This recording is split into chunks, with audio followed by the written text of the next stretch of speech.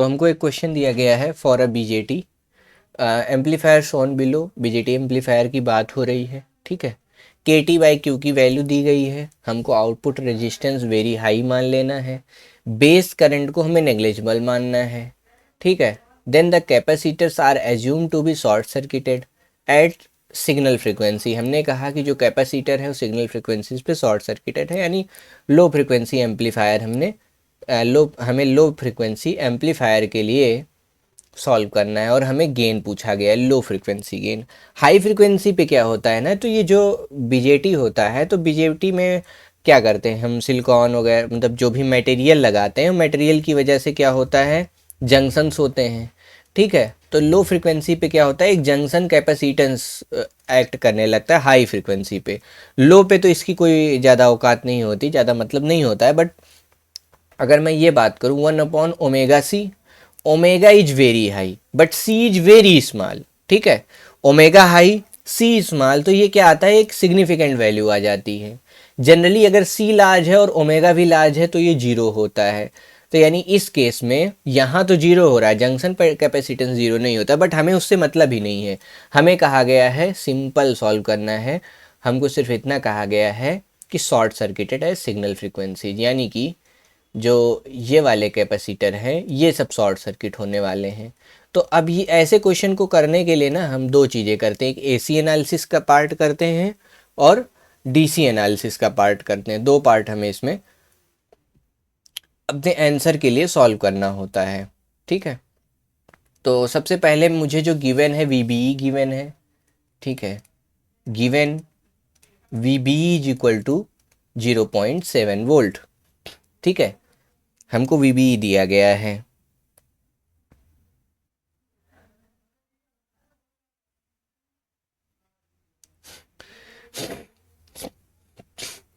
हमको VBE given है और हमको क्या गिवन है, के टी बाई क्यू। के टी बाई क्यू ये कितना है, 26 मिली वोल्ट। इसको हम वी टी भी बोलते हैं, थ्रेशोल्ड वोल्टेज, ठीक है। तो अगर हम बीटा की बात करें, गेन की बात करें, तो जीएम की बात करें, ठीक है। जीएम इस केस में जो आता है del I C upon V T होता है। तो बट ये जो गेन है, इस गेन को रिलेट करने के लिए ये जो ट्रांस कंडक्टेंस गेन है इसको क्या बोलते हैं, जीएम को ट्रांस कंडक्टेंस, ठीक है। ट्रांस कंडक्टेंस हमको पता है कि ये होता है, बट ये आईसी मिले कैसे, तो इस आईसी के लिए हमको पहले डीसी एनालिसिस करनी पड़ती है, ठीक है। बायसिंग में क्या हाल है ये सब हमको सॉल्व करना पड़ता है। तो इसमें दो हिस्से होंगे, पहले तो हम डीसी एनालिसिस करेंगे इसका, ठीक है। तो चलो इसका डीसी एनालिसिस करते हैं। पहला part, DC analysis for calculation of collector current, ठीक है। तो हमने डीसी एनालिसिस करनी है, तो डीसी एनालिसिस करने के लिए एसी सोर्सेस हटा देंगे, कैपेसिटर को ओपन सर्किट कर देंगे, ठीक है। एट डीसी, डीसी मतलब जीरो फ्रिक्वेंसी। जीरो फ्रिक्वेंसी पे क्या होगा, कैपेसिटर ओपन सर्किटेड हो जाएगा क्योंकि 1/0 इन्फिनिटी होता है, और एक्सी क्या होता है, कैपेसिटिव रिएक्टेंस होता है 1/ओमेगा सी।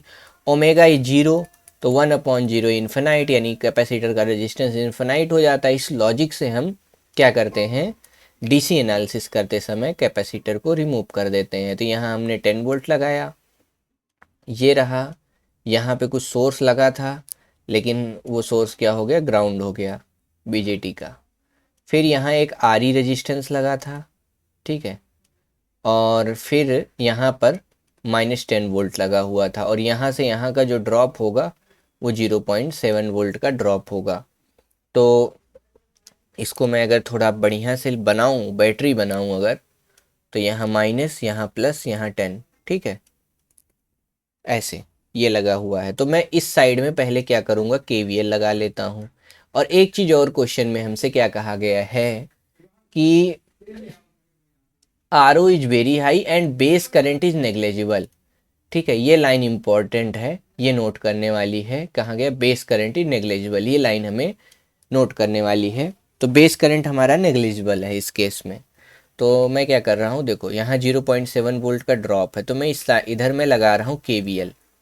ठीक है, KVL लगा के मुझे देखो क्या मिल रहा है, यहाँ ड्रॉप जब होगा तो इधर माइनस इधर प्लस आएगा, तो -0.7। ठीक है, -0.7 और 0.7 वोल्ट का कुल मिला के यहाँ पर ड्रॉप होने वाला है। तो करंट जैसा भी फ्लो करेगा जिस डायरेक्शन में भी, तो ये बैटरी है। ठीक है,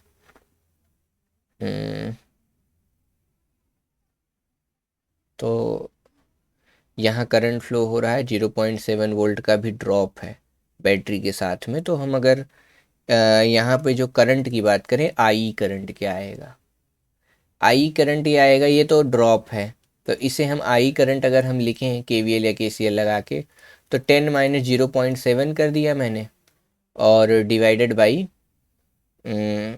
20K कर दिया। ठीक है, 20K। ठीक, तो इससे हमें मिली एम्पियर में करंट मिल जाना है।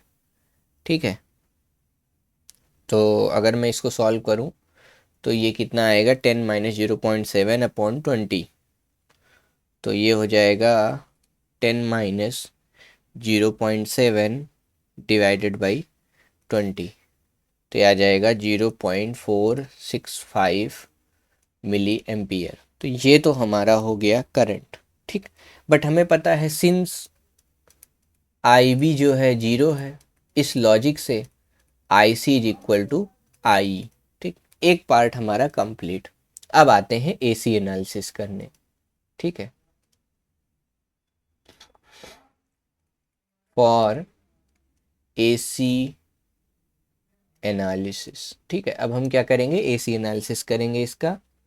और AC एनालिसिस के लिए हम क्या करते हैं, कैपेसिटर को शॉर्ट सर्किट करना है। ठीक है, तो देखो, और DC सोर्सेस को हमें रिमूव कर देना है। तो DC सोर्सेस को हमने कर दिया ग्राउंड AC एनालिसिस के लिए। ठीक है, जो DC वाली चीज़ें थी वो हमने हटा दी। ठीक, ये हमारा इनपुट है और ये हो गया हमारा कैपेसिटर, तो इसको हमने कर दिया देखो शॉर्ट सर्किट। ठीक, यहाँ पे एक RC लगा हुआ था, यहाँ पे देखो एक RL लगा हुआ था। ठीक है, तो फिर से इसको रीड्रॉ करूँ तो ये वाला जो हमारा जो शॉर्ट सर्किट होने की वजह से इस रेजिस्टेंस का काम ख़त्म हो गया, ये हमारी सिचुएशन हो गई। ठीक, तो अगर मैं इसका मॉडल बनाऊं, ठीक है, हाइब्रिड पाई मॉडल बनाऊं, तो ये कुछ ऐसा बन के आएगा कि यहाँ पे एक इनपुट करंट है। ठीक है, ये है कॉमन एमीटर है ना, तो ये हो गया एमीटर, और ये आउटपुट पे कलेक्टर ले रहे हैं, यहाँ पे बेस है। ठीक है, बेस कलेक्टर और एमीटर। तो बेस कलेक्टर एमीटर, यहाँ देखो जो मॉडल हम बनाते थे, तो यहाँ एक ट्रांस कंडक्टेंस गेन लिखते थे, है ना, यहाँ हम क्या लिखते थे, ट्रांस कंडक्टेंस गेन लिखते थे, तो इसको बोलते थे GM, V पाई। ठीक है, V पाई क्या होता था, ये इनपुट वाला वोल्टेज होता था।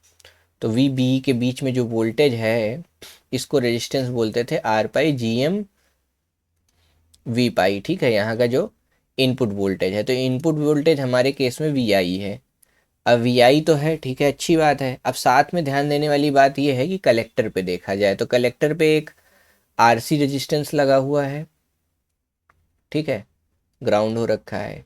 एक RL रजिस्टर लगा हुआ है और वो भी ग्राउंड हो रखा है। तो इस जब करंट सोर्स को हम वोल्टेज सोर्स में कन्वर्ट करते हैं, सोर्स ट्रांसफॉर्मेशन लगाते हैं, है ना, तो ये जो करंट सोर्स है वोल्टेज सोर्स में कन्वर्ट हो जाता है और हमको अपना आउटपुट वोल्टेज मिल जाता है ना।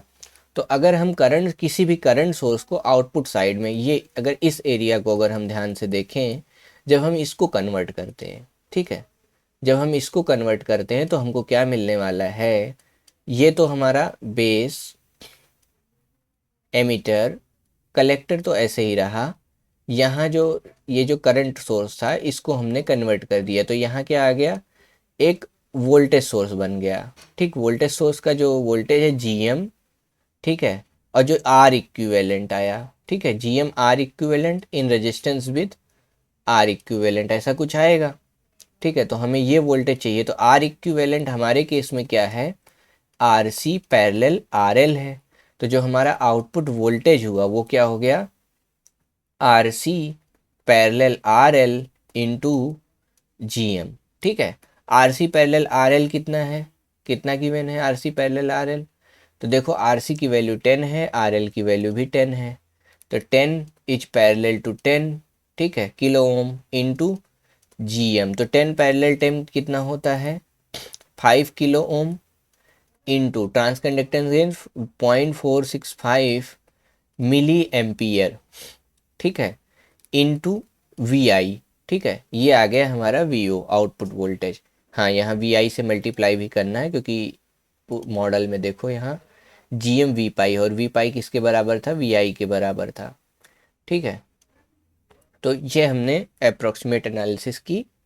ठीक है, अब इससे देखो ये मल्टीप्लाई करके हमको क्या मिलने वाला है, 5 इंटू 0.465 और अपॉन एक चीज़ और, del I C upon V T होता है, तो ये करंट हो गया, अपॉन वी टी की वैल्यू 26 मिली वोल्ट। ठीक है, तो इसमें 26 मिली वोल्ट और ये मिली एम्पीयर, ये तो कैंसिल हो गया, 5000 बच जाएगा, डिवाइडेड बाई 26, जितना आया उसको 1000 से मल्टीप्लाई कर दिया, तो ये आ गया 89.42। अब बात आती है कि यहाँ पे सिंबल क्या, तो ध्यान देने वाली बात ये है कि हमारे करंट की जो डायरेक्शन थी देखो नीचे की ओर थी। ठीक है, तो यानी जो हमारा ये वोल्टेज सोर्स बन के आएगा, या तो हम इसको बोल दें माइनस जी एम ऐसे, ठीक है, या ये जो सोर्स हमको दिख रहा है इसको हम उल्टा बनाए तो ये आ जाएगा -89.42 जो है वोल्ट। ठीक है, तो ये हमारा, अगर मैं गेन की बात करूं तो यूनिट तो कैंसिल हो चुकी है तो वोल्ट लिखने की ज़रूरत नहीं है, इनटू वी आई, तो ये हो गया वी ओ, और ये वाला वी आई मैंने इधर भेज दिया, तो ये हमने गेन निकाल लिया -89.42, तो ये हमारा आंसर हो गया। ठीक है, अब अगले क्वेश्चन की तरफ चलते हैं। अगला क्वेश्चन हमको मॉसफेट से रिलेटेड दिया गया है।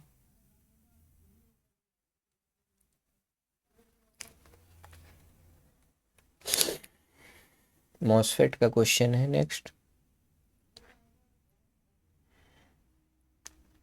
एक इन्हेंसमेंट टाइप मॉसफेट दिया गया है और कुछ मॉस डिवाइस कैरेक्टरिस्टिक बताई गई हैं हमको। ठीक है, तो देखते हैं कि हमको हमारा पर्पज क्या है। ये एक सैंपल एंड होल्ड सर्किट है। सैंपल एंड होल्ड जो हम लैब में यूज करते हैं कई बार सैंपलिंग करने के लिए, उस टाइप की सर्किट बनाई गई है। जब गेट पे यानी जब स्विच ऑन होगी, ठीक है, इसको सिंपली समझना ऐसे है कि ये एक स्विच है।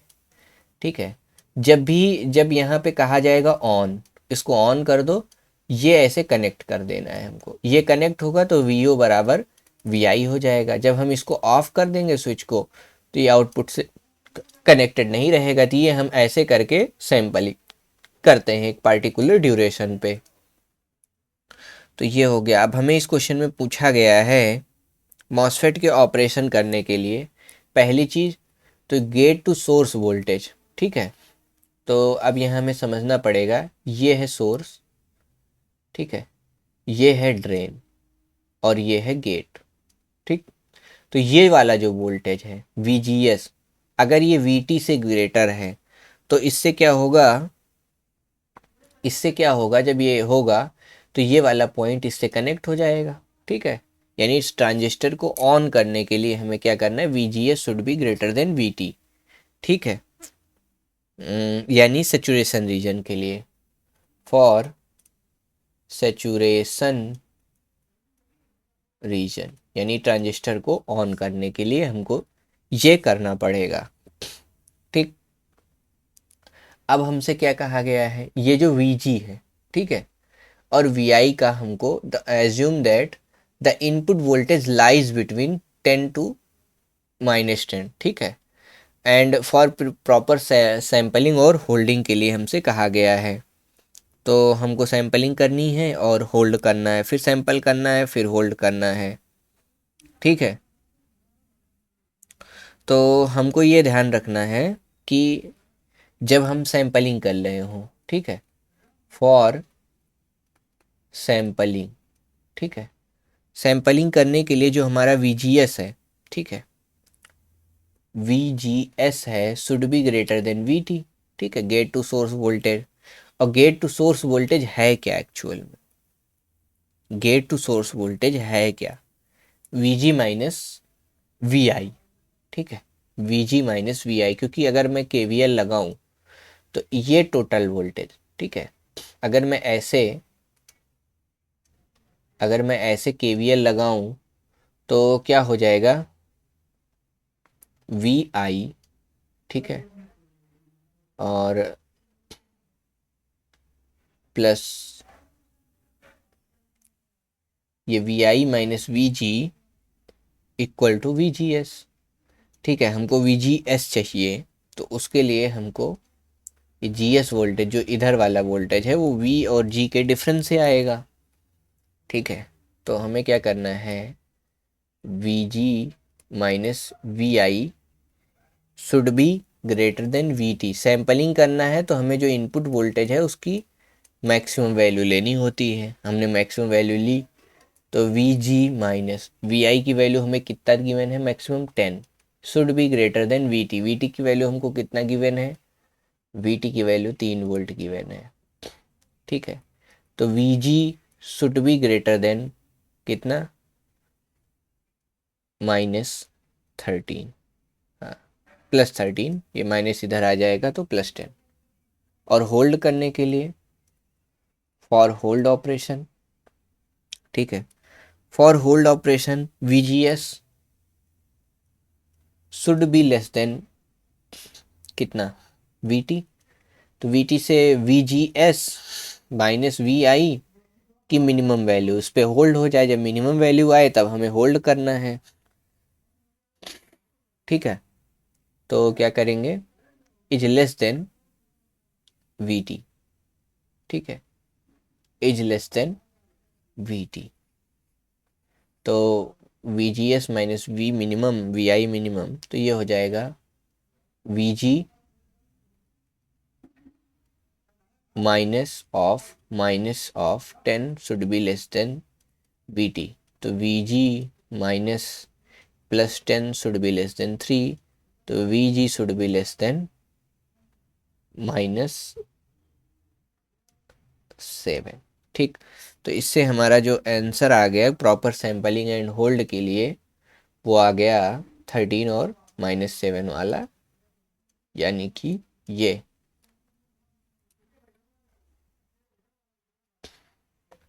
अगला क्वेश्चन हमको गिवन है, इसमें हमको पूछा गया है मॉस डिवाइस का रेजिस्टेंस वगैरह कुछ पूछा गया है, ठीक है। तो ऐसे सिनारियो में हमको क्या करना होगा?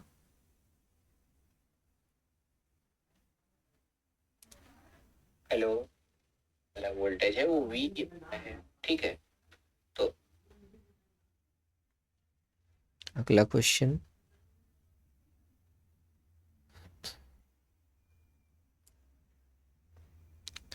एक